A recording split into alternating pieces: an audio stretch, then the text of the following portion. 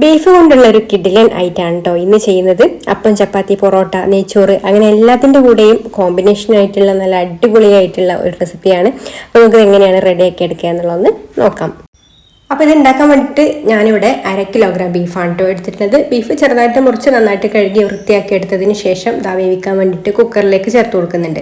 ഇനി ഇതിലേക്ക് പാകത്തിനുള്ള ഉപ്പും 1/2 ടീസ്പൂൺ മഞ്ഞൾപ്പൊടിയും കൂടെ ചേർത്ത് കൊടുത്തിട്ട് നന്നായിട്ടൊന്ന് കുഴച്ചെടുത്തതിന് ശേഷം വെള്ളമൊന്നും ചേർത്ത് കൊടുക്കണ്ട കേട്ടോ. വെള്ളം ബീഫിൽ നിന്ന് തന്നെ ഇറങ്ങി വരും. ഇനി കുക്കർ അടച്ച് വെച്ചിട്ട് ഇതൊന്ന് വേവിച്ചെടുക്കാം. പിന്നെ വേവാനെടുക്കുന്ന സമയം ഓരോ ബീഫിനനുസരിച്ചിട്ടും അങ്ങോട്ടും ഇങ്ങോട്ടൊക്കെ മാറ്റി വരും. അപ്പോൾ അത് നോക്കിയിട്ട് വേവിച്ചെടുത്താൽ മതി കേട്ടോ. വേവിച്ചെടുക്കുമ്പോൾ ഉടഞ്ഞു പോവാതെ വേവിച്ചെടുക്കണം.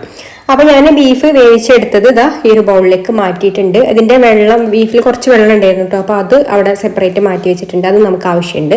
ഇനി നമുക്കിതിലേക്ക് 1 ടേബിൾ സ്പൂൺ ഇഞ്ചി വെളുത്തുള്ളി പേസ്റ്റ് ചേർത്ത് കൊടുക്കാം. പിന്നെ ഇതിലേക്കൊരു 2 ടീസ്പൂൺ വരെ കാശ്മീരി മുളക് പൊടി ചേർത്ത് കൊടുക്കുന്നുണ്ട്. കാശ്മീരി മുളക് പൊടി ഇല്ലെങ്കിൽ സാധാരണ മുളക് പൊടിയാണെന്നുണ്ടെങ്കിൽ എരിവ് നോക്കിയിട്ട് ചേർത്ത് കൊടുത്താൽ മതി കേട്ടോ. അതുപോലെ 1/2 ടീസ്പൂൺ കുരുമുളക് പൊടിയും 1 ടീസ്പൂൺ ബീഫ് മസാലയും പിന്നെ ഒരു 2 ടേബിൾ സ്പൂൺ കോൺഫ്ലോറും 1 ടീസ്പൂൺ വിനാഗിരി ചേർത്ത് കൊടുക്കുന്നുണ്ട്. അല്ലെങ്കിൽ നാരങ്ങ നീരും ഇതിന് പകരം ചേർത്ത് കൊടുക്കാം കേട്ടോ. അതുപോലെ ഒരു ചെറിയ കോഴിമുട്ട കേട്ടോ. വലുതാണെന്നുണ്ടെങ്കിൽ അതിൻ്റെ ഒരു വെള്ള ഭാഗം മാത്രം എടുത്താൽ മതി. എന്നിട്ട് നന്നായിട്ട് എല്ലാം കൂടെ ഒന്ന് മിക്സ് ചെയ്ത് കൊടുക്കാം. പിന്നെ ഈ ഒരു സമയത്ത് തന്നെ ഈ ഒരു മസാലയിലേക്ക് വേണ്ട ഉപ്പും കൂടെ ചേർത്ത് കൊടുക്കണം കേട്ടോ. നമ്മൾ ബീഫ് വേവിച്ചപ്പോൾ ഉപ്പ് ചേർത്ത് കൊടുത്തിട്ടുണ്ട്. അപ്പോൾ ഈ ഒരു മസാലയിലേക്ക് വേണ്ട ആവശ്യത്തിനുള്ള ഉപ്പും കൂടെ ചേർത്ത് കൊടുത്തിട്ട് ഇതുപോലെ നന്നായിട്ടൊന്ന് മിക്സ് ചെയ്തെടുക്കാം. എന്നിട്ട് നല്ല ചൂടായിട്ടുള്ള ഓയിലിലേക്ക് ഇട്ട് കൊടുത്തിട്ട് ഫ്രൈ ചെയ്തെടുക്കാം. ഇട്ട് കൊടുക്കുന്ന സമയത്ത് ഇതുപോലെ ഓരോന്നായിട്ട് ഇങ്ങനെ ഇട്ട് കൊടുത്താൽ മതി. ഓരോ പീസായിട്ട് അല്ലെങ്കിൽ തമ്മിൽ ഒട്ടിപ്പിടിച്ചു പോവും. അപ്പോൾ ഇതുപോലെ ഇട്ട് കൊടുക്കുന്ന സമയത്ത് തന്നെ ആ ഒരു മസാല അങ്ങ് അതിൽ പിടിക്കണം. അപ്പോൾ എണ്ണ നല്ല ചൂടുണ്ടായിരിക്കണം. പിന്നെ നമുക്ക് ഇത് ബീഫ് വേവാനില്ല.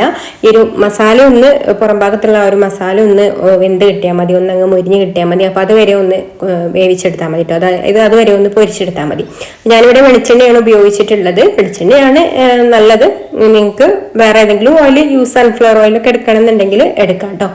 ഇനി ഒരു സൈഡ് റെഡി ആയിട്ട് വരുമ്പോൾ ഇതുപോലെ ഒന്ന് തിരിച്ചിട്ട് കൊടുക്കുക. എന്നിട്ട് ഈ ഒരു 2 സൈഡത്ത് ഈ ഒരു മസാലയൊക്കെ ഒന്ന് അങ്ങ് മൂത്ത് കഴിഞ്ഞാൽ നമുക്കത് ഇതുപോലെ കോരി മാറ്റി വെക്കാം. അപ്പം ഞാനിത് 2 പ്രാവശ്യമായിട്ടാണ് കേട്ടോ പൊരിച്ചെടുത്തിട്ടുള്ളത്. 2 പ്രാവശ്യം പൊരിച്ച് കോരി മാറ്റി വെച്ചതിന് ശേഷം ഇതിൽ നിന്ന് കുറച്ച് ഓയിൽ നമുക്ക് മാറ്റി വെക്കാം കേട്ടോ. ഇത്രയും നമുക്ക് ആവശ്യമില്ല. കുറച്ച് മാറ്റി വെച്ചിട്ട് ബാക്കിയുള്ളതിലേക്ക് ഒരു 2 സവാള ഇതുപോലെ ചെറുതായിട്ട് അരിഞ്ഞത് ചേർത്ത് കൊടുക്കുന്നുണ്ട്. പിന്നെ പാകത്തിനുള്ള ഉപ്പും കൂടി ചേർത്ത് കൊടുത്തിട്ട് ഇതൊന്ന് വഴറ്റിയെടുക്കണം. നന്നായിട്ട് എണ്ണ തെളിയുന്നത് വരെ വഴറ്റിയെടുക്കണം കേട്ടോ സവാള. പിന്നെ അതിലേക്ക് 1 ടീസ്പൂൺ ഇഞ്ചി വെളുത്തുള്ളി പേസ്റ്റും കൂടി ചേർത്ത് കൊടുക്കുന്നുണ്ട്.